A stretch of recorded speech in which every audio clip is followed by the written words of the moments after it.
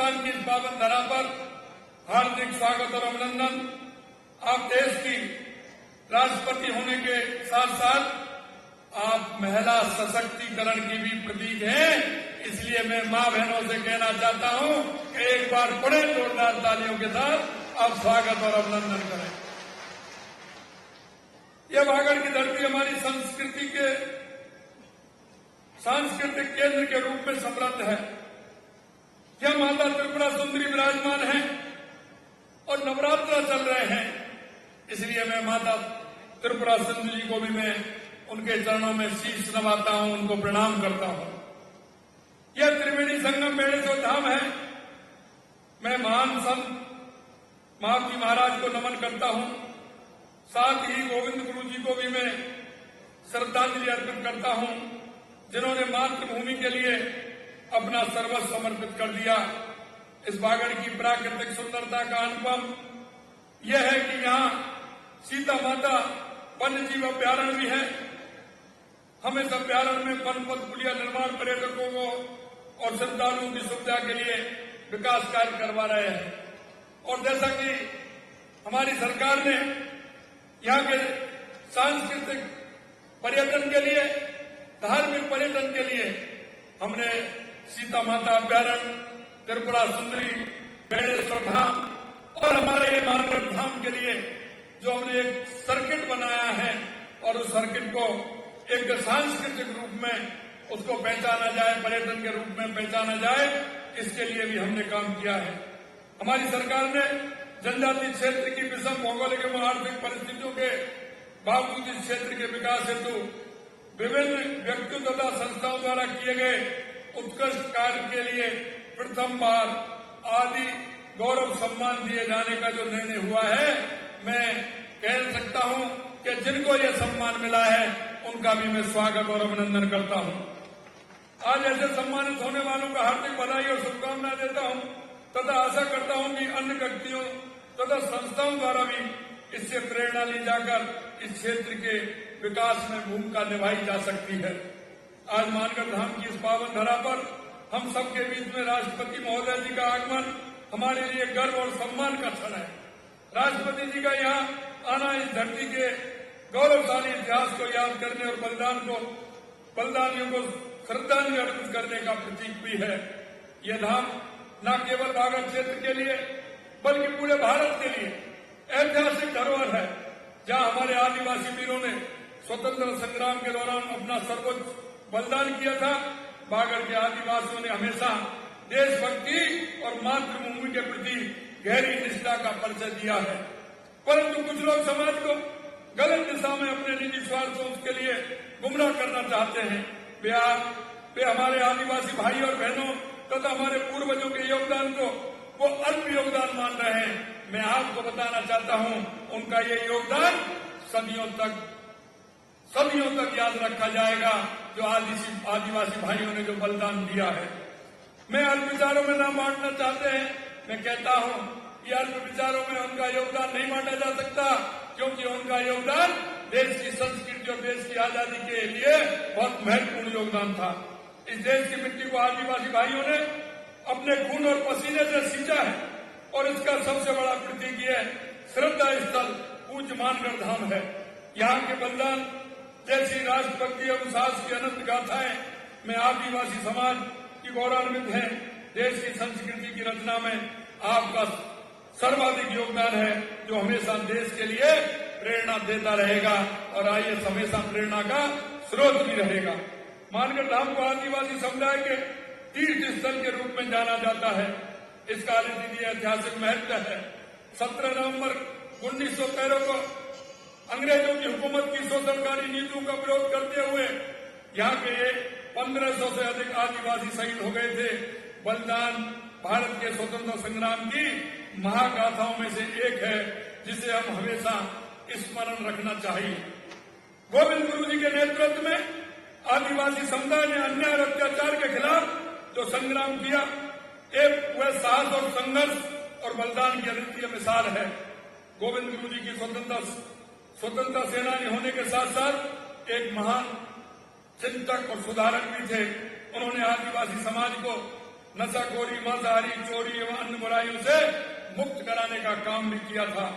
गोविंद गुरु जी की सभा के माध्यम से आदिवासी समाज को एक नई दिशा मिली, जहां उन्होंने सामाजिक बुराइयों से लड़ने और आत्मसम्मान के साथ जीने की प्रेरणा मिली। उनकी शिक्षाओं ने बागड़ क्षेत्र के आदिवासी को समाज को सशक्त और संगठित समुदाय के रूप में उभारने का काम किया। बागड़ क्षेत्र के आदिवासी समुदाय ने हमेशा से मातृभूमि के प्रति अपनी निष्ठा और वीरता का परिचय दिया है। इस क्षेत्र की मिट्टी में न केवल बलिदान की गाथाएं बसी हैं, बल्कि यहाँ के लोगों की मेहनत, समर्पण और इस इलाके की सांस्कृतिक धरोहर ने पूरे देश को प्रेरणा स्रोत किया है। वीर बाला कालीबाई भील की वीरता को कौन भूल सकता है। उन्होंने अपने शिक्षक की जान बचाने के लिए अपना जीवन बलिदान कर दिया। ऐसी वीरता और बलिदान की परंपरा बागड़ की इस पावन धरा पर हमेशा जीवित रहती है। इस अवसर पर मैं भगवान बिरसा मुंडा को भी मैं नमन करता हूं। यशस्वी प्रधानमंत्री श्री नरेंद्र मोदी जी ने भगवान बिरसा मुंडा की जयंती को जनजातीय गौरव दिवस के रूप में मनाने की शुरुआत की। प्रधानमंत्री जी ने झारखंड के रांची के खूंटी जिले में भगवान बिरसा मुंडा की जयंती पर पीएम जनजातीय आदिवासी न्याय महाअभियान की शुरुआत की। पिछले सप्ताह में झारखंड गया था। मेरे को झारखंड जाने का मौका मिला। मैंने झारखंड और राजस्थान के बीच आदिवासी संस्कृति की समानता को देखा तथा हमने भगवान बिरसा मुंडा जी की जन्मस्थली झारखंड से राजस्थान के बीच एक स्पेशल ट्रेन संपर्क बहाल करने की भी बात कही है और निश्चित रूप से वो ट्रेन हमारी जल्दी ही प्रारंभ होने वाली है। हमारी सरकार आदिवासियों के कल्याण के लिए पूरी तरह से प्रतिबद्ध है। हम शिक्षा, स्वास्थ्य, बुनियादी ढांचे क्षेत्र में अनेक योजना चला रहे हैं ताकि हमारे आदिवासी भाई बहनों का जीवन स्तर ऊंचा उठ सके।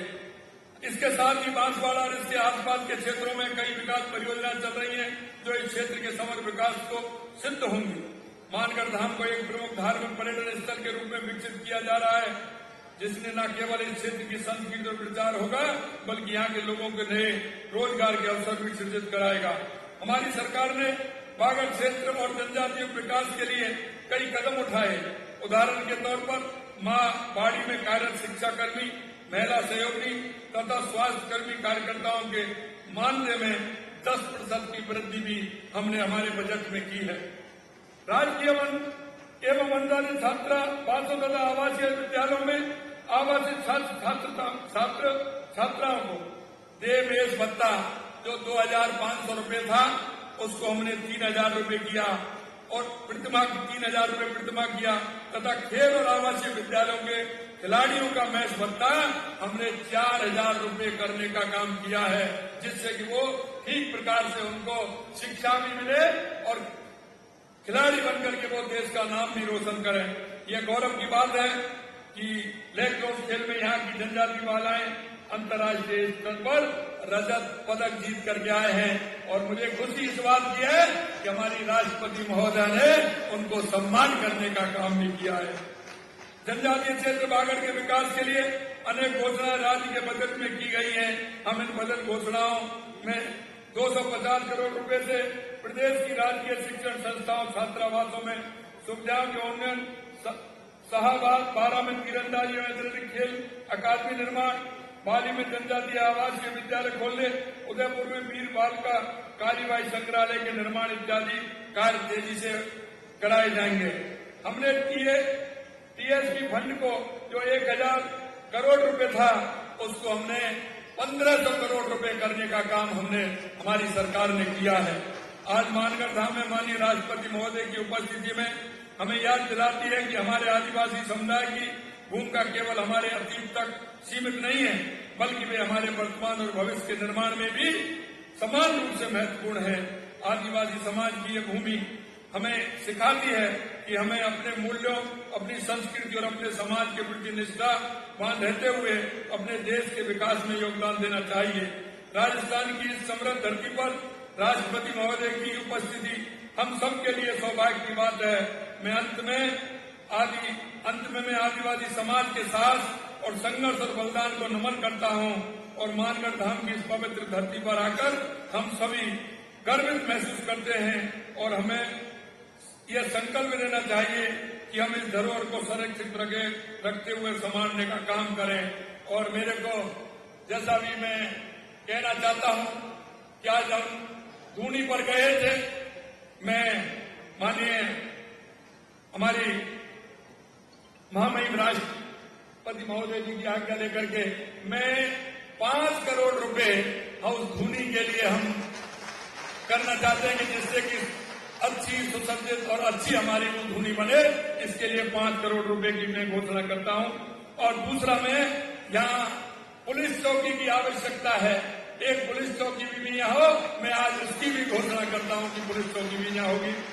मैं पुनः राष्ट्रपति महोदय को एक बार पुनः हार्दिक स्वागत करते हुए मैं आप सभी से अपील करता हूं कि हम मिलकर एक समृद्ध, सशक्त और समृद्ध भारत के निर्माण के लिए आगे आएं और हमारे क्षेत्र को भी हम आगे बढ़ाएं। इतना ही कहते हुए मैं पुनः राष्ट्रपति महोदय जी को यहाँ पधारने पर धन्यवाद भी देता हूं। और आप सभी का, मैं इतनी बड़ी संख्या में हमारी माता बहनें और आप सभी आए हैं, मुझे पता है कि मेरी नजर जा रही है वहां तक हमारे सभी आदिवासी भाई हमारे सभी बैठे, हमारी बहनें बैठी हैं। पुनः आप सभी का वंदन, अभिनंदन, बहुत बहुत धन्यवाद। जय हिंद, जय भारत, जय राजस्थान, जय भारत।